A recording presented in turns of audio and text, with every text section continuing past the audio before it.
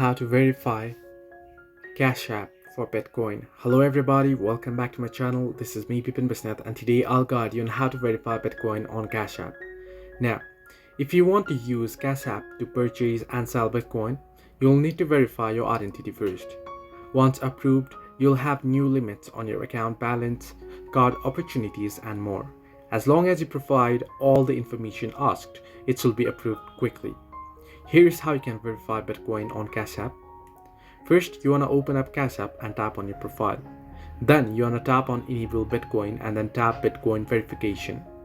Once there, you want to enter your personal information and wait for verification up to 48 hours. Once you do so, you're good to go, and then you can simply tap your profile icon and then log into your account, tap on your profile icon, and there you'll see the Bitcoin option.